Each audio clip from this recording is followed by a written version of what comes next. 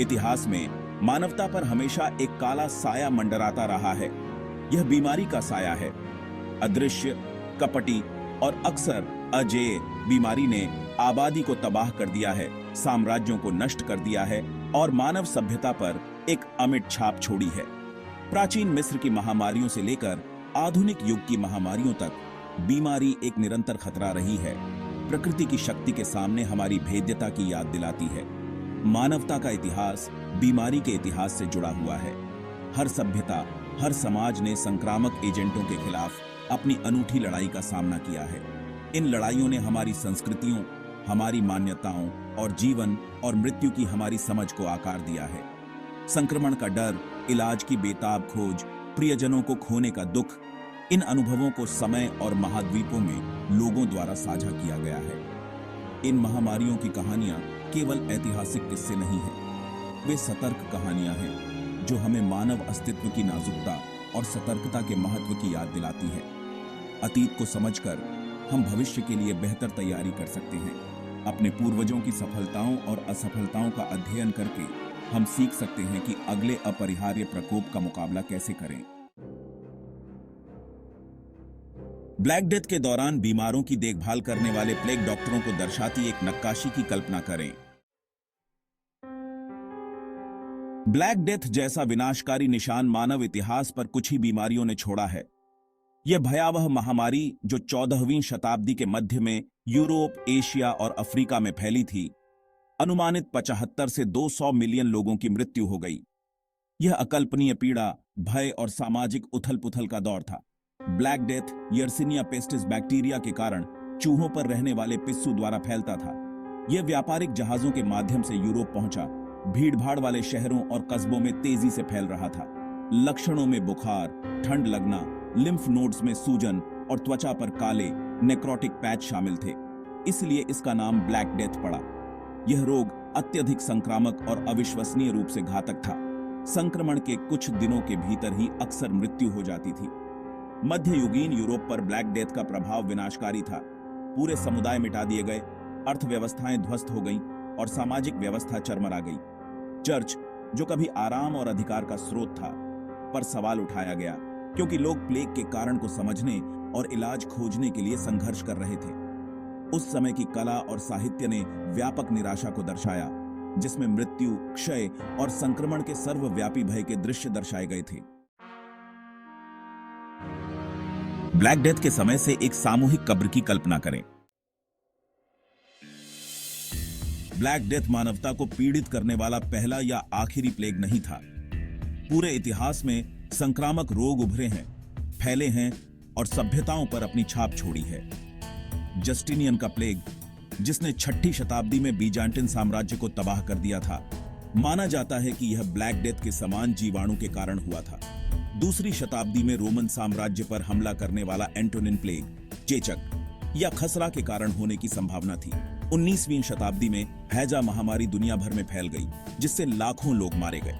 1918 की Spanish flu महामारी ने दुनिया भर में अनुमानित 500 मिलियन लोगों को संक्रमित किया और अनुमानित 50 से 100 मिलियन लोगों की मृत्यु हुई। ये महामारियां संक्रामक रोगों से उत्पन्न निरंतर खतरे की स्टार्क याद दिलाती है। प्रत्येक प्रकोप अपनी अनूठी चुनौतियां लेकर आया है, जिससे मानवता को अनुकूलन, नवाचार और रोकथाम और उपचार के लिए नई रणनीतियां विकसित करने के लिए मजबूर होना पड़ा है। इन पिछली महामारियों का अध्ययन संक्रामक रोगों की प्रकृति, उनके संचरण के तरीकों और उनके प्रसार में योगदान करने वाले कारकों में बहुमूल्य अंतर्दृष्टि प्रदान करता है। 1918 की स्पेनिश फ्लू महामारी ने दुनिया भर में अनुमानित 500 मिलियन लोगों को संक्रमित किया और अनुमानित 50 से 100 मिलियन लोगों की मृत्यु हुई। बीमारी के कारण हुए अपार दुख के बावजूद इतिहास मानव भावना के असाधारण लचीलेपन को भी प्रकट करता है। अकल्पनीय भयावहता का सामना करते हुए लोगों ने उल्लेखनीय साहस, करुणा और सरलता दिखाई है।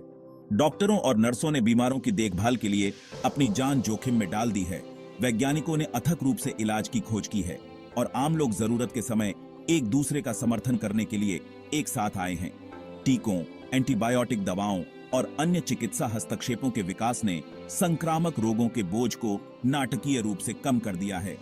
स्वच्छता, स्वच्छता और संगरोध जैसे सार्वजनिक स्वास्थ्य उपाय प्रकोप को नियंत्रित करने में प्रभावी साबित हुए हैं। वैश्विक स्वास्थ्य खतरों का जवाब देने के लिए अंतर्राष्ट्रीय सहयोग और ज्ञान साझा करना आवश्यक हो गया है। जबकि हमने संक्रामक रोगों का मुकाबला करने में महत्वपूर्ण प्रगति की है, खतरा वास्तविक बना हुआ है। नए रोगजनक लगातार उभर रहे हैं और मौजूदा रोगजनक विकसित हो सकते हैं और हमारे बचाव के लिए प्रतिरोधी बन सकते हैं। वैश्विक यात्रा और अंतर संबंध का मतलब है कि कहीं भी प्रकोप जल्दी ही हर जगह खतरा बन सकता है। वैज्ञानिक दुनिया भर की प्रयोगशालाओं में अथक रूप से काम करते हैं, बीमारियों के लिए नए उपचारों पर शोध करते हैं।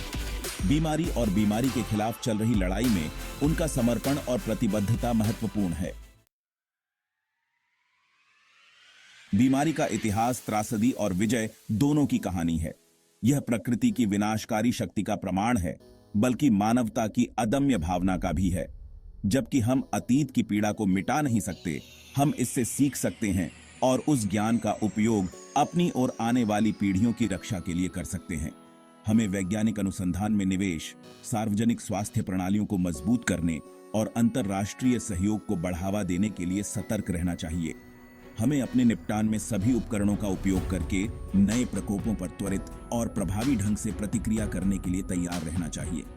बीमारी के खिलाफ लड़ाई एक कभी न खत्म होने वाली लड़ाई है, लेकिन यह एक ऐसी लड़ाई है जिसे हम जीत सकते हैं। अतीत के सबक को याद करके, वैज्ञानिक प्रगति को अपनाकर और साथ मिलकर काम करके हम सभी के लिए एक स्वस्थ भविष्य बना सकते हैं। बीमारी के खिलाफ लड़ाई एक कभी न खत्म होने वाली लड़ाई है, लेकिन यह एक ऐसी लड़ाई है जिसे हम जीत सकते हैं।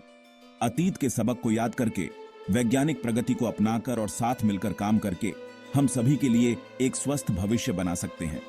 इस बात पर विचार करने के लिए कुछ समय निकालें कि हम बीमारियों से लड़ने में कितनी दूर आ गए हैं और इस पर विचार करें कि हम अपने सामूहिक स्वास्थ्य की रक्षा के लिए और क्या कर सकते हैं।